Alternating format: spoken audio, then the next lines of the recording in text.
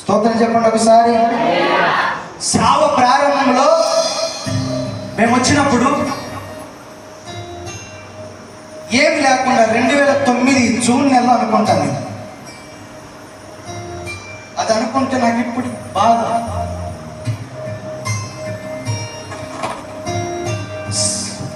సావుకుడి దగ్గర పరిచర్య చేసుకుంటూ మాకున్న దాంట్లో మేము వెళ్తా ఉన్నవాళ్ళం. ఈ ప్రాంతానికి వచ్చి తినడానికి తిండి లేని పరిస్థితి అనుభవించాం మేము. స్తోత్రం చెప్పండి ఒకసారి. హల్లెలూయా. ఒకరోజు పండగ వచ్చింది సంఘంలో. మార్కాపురంలో ఉన్నప్పుడు మాకు అనేకమైన గుడ్డలు కానీ బట్టలు కానీ మాకు ఇష్టమైన పిండి వంటలు కానీ అన్నీ తెచ్చేవాడు. ఒకరోజు క్రిస్మస్ వచ్చింది. ఆ యొక్క కాలనీలో, సుందరి కాలనీలో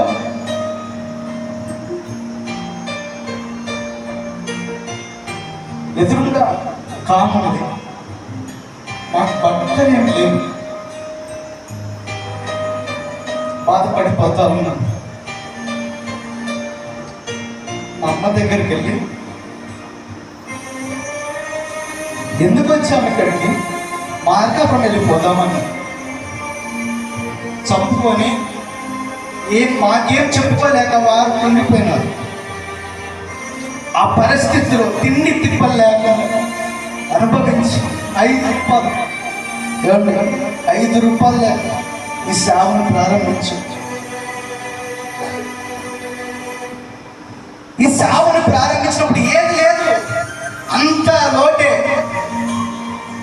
కారం చల్లుకొని అనుభవం అండి నాకు చిన్నతనం అనుభవం. ఉల్లిగడ్డ కారం పచ్చ నూరుకొని ఎన్నో దినాలు కలుపుకున్నాం మేము. ఆకలికి లేక అలమటి అదే కలుపుకొని అదే పెట్టేవాళ్ళు, అదే తినేవాళ్ళు. ఒక గ్రామానికి వెళ్ళినప్పుడు అన్నం పెట్టేవాళ్ళు కాదు. ఎందుకు పిలిచావు ప్రభు? కొన్ని సంవత్సరాలు ప్రార్థన చేయగా దేవుడు ఇక్కడికి తీసుకొచ్చాడు. ఇక్కడికి తీసుకొచ్చినాక శ్రమే, ఇక్కడికి వచ్చినాక బాధే, ఇక్కడికి వచ్చినాక ఇరుకే, ఇక్కడికి వచ్చినాక కష్టాలే. ఏమైంది ప్రభు?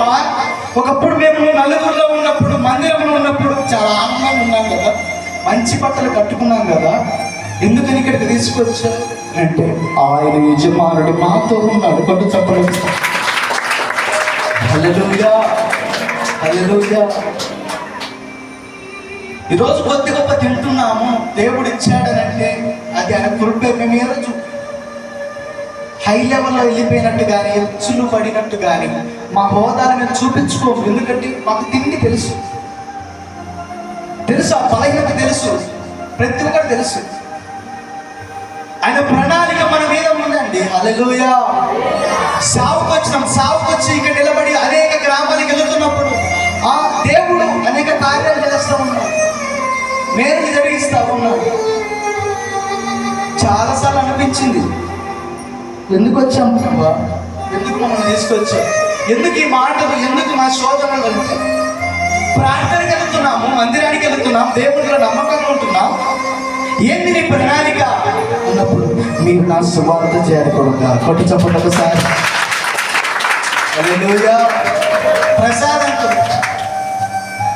అన్న ఆయన మమ్మల్ని తీసుకొచ్చి ఇక్కడ అప్పచెప్పిపోయినప్పుడు ఏం లేని పరిస్థితి.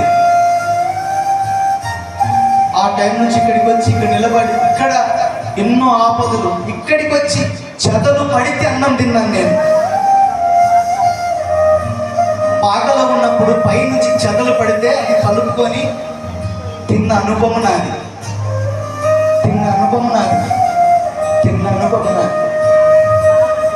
తింటా ఉన్నాను, పైనుంచి చెదలు పడింది, పారేస్తే అన్నం లేదు.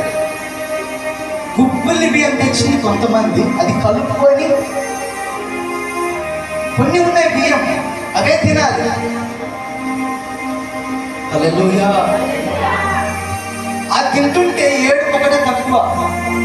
ప్రభు మమ్మల్ని ఆశీర్వదించవా, మమ్మల్ని దీవించవా, మా పరిస్థితి ఇంట్లో ఉంటుందా, మేము ఇలాగనే దిగజారిపోతామా, మేము ఇదే స్థితిలో ఉంటామా ప్రభువా అన్నప్పుడు ఉన్నప్పుడు నా దేవుడు ఈ విధంగా స్థిరపరిచాడు. కొట్ట చెప్పండి సార్. హల్లెలూయా, హల్లెలూయా. ఏదో మేము అప్పటికప్పుడు వచ్చి పూసుకొని రాసుకున్న సేవకులము కాదు. మా చిన్నతనం నుంచే మేము శ్రమ అంటూ కష్టమంటూ ఆకలి డబ్బులు అనుభవిస్తూ జీవించి వచ్చాం. ఈరోజు ఈ నీడ పట్టున కూర్చున్నామంటే నాకు కృప కాదా? ఆయన దయ కాదా? ఏం చూసుకొని మనం విర్రవేగాలండి? హల్లెలూయా, హల్లెలూయా, హల్లెలూయా. అందుకని మనం ఇష్టమైన పాత్రలుగా మార్చబడతాం. హల్లెలూయా. యోగ్యమైన పాత్రలుగా జీవించబడతాం. మనలో ఉన్న ప్రతి అవిధేయతను వదిలేసినప్పుడు దేవుడు మనల్ని హెచ్చిస్తాడు. ఏ అవిధేయత మనం ఉన్నప్పుడు దేవుడు మనం బలపరుస్తాడు. మన కుటుంబం కట్టబడుతుంది. మనకున్న శ్రమలు తొలగిపోతాయి. మనకున్న ఆర్థిక ఇబ్బందులు తొలగిపోతాయి. Praise the Lord. Hallelujah, hallelujah, hallelujah. ఎన్ని ఆటంకాలు, ఎన్ని శ్రమలు, ఎంతమంది మనుషులు, ఎన్ని ఆలోచనలు కలిగిన వారు, ఎన్ని మాటలు, ఎన్ని నిందలు సంఘం మీద ఎన్నో ఎన్నో ఎన్నో జరిగాయి. ఏమయ్యాయి చూసా. మాకు ఒక అనుభవం అంతే. స్తోత్రం చెప్పండి ఒకసారి. హల్లెలూయా. ఒక అనుభవం. రకరకాలైన వస్తారు, రకరకాలైన మనసు కలిగిన వారు వస్తారు, రకరకాలైన తిట్టుకునే వారు వస్తారు, కొనుక్కునే వారు వస్తారు, ఈ విధంగా చెప్పొచ్చు అనే వారు ఉంటారు, ఈ విధంగా చెప్తూ బాగుండనే వారు ఉంటారు. ప్రతిది కూడా చూసుకుంటూ వచ్చిన వాళ్ళమే. హల్లెలూయా, హల్లెలూయా. యోగ్యకరంగా మమ్మల్ని ఈరోజు మార్చాడు. కొట్ట చెప్పండి ఒకసారి. దైవ ప్రణాళిక ఎంత గొప్పదంటే కలలో కూడా నేను ఊహించుకోలే. ఆ సేవకుడు మాకు పరిచయం అవుతాడు, మాకు పరిచయం అవుతాడు, ఈ విధంగా మాకు టచ్ అవుతాడు. దైవ ప్రణాళిక చాలా గొప్పది. హల్లెలూయా, హల్లెలూయా. సేవకుడితో నేను నడుస్తున్నప్పుడు కేరళలో నేను రాత్రి పూట నడుస్తా ఉన్నాం, మాట్లాడుకుంటున్నాం, ఇద్దరం మాట్లాడుతూ అన్నప్పుడు ఆయన కొన్ని విషయాలు నాకు చెప్తా ఉన్నాడు. తమ్ముడు, ఆ సేవ అంటే ఇలా ఉంటుంది, ఇలా ఉంటుంది, ఇలా చేసుకోవాలి అని చెప్తున్నప్పుడు ఆల్రెడీ నాకు ప్రెజెన్స్ అనేది నిండిపోయింది. ఆయనతో మాట్లాడుతూ అక్కడే కుప్పకొనిపోతా ఉన్నాను. స్తోత్రం చెప్పండి. హల్లెలూయా, హల్లెలూయా. తమ్ముడా, ఈ రోజు నువ్వు ఈ విధంగా ఉన్నావండి, రానున్న రోజులను గొప్ప సేవకుడిగా చూడబోతున్నాను. గొప్ప సేవకుడి నువ్వు. దైవ ప్రణాళిక చాలా గొప్పది తమ్ముడు అనేది. నీ మీదకి ఎన్ని మాటలు వచ్చా నాకు తెలుసు. నేను ఎంతమందికి వచ్చి మాట్లాడారో నాకు తెలుసు కొడుతా. నేను ఎంతమంది ఏడిపించారో నాకు తెలుసు. నిన్ను మీ తల్లిదండ్రులు ఏమన్నారో నాకు తెలుసు కొడుక. నేను ప్రార్థన చేస్తున్నాను, నేను ప్రార్థన చేయబట్టి ఈరోజు ఇక్కడ ఉన్నాము అన్నాడండి. స్తోత్రం చెప్పండి ఒకసారి. చాలా బాధ అనిపించింది. నన్ను ఎవరెవరు ఏమన్నారో అన్ని తెలుసు. హల్లెలూయా.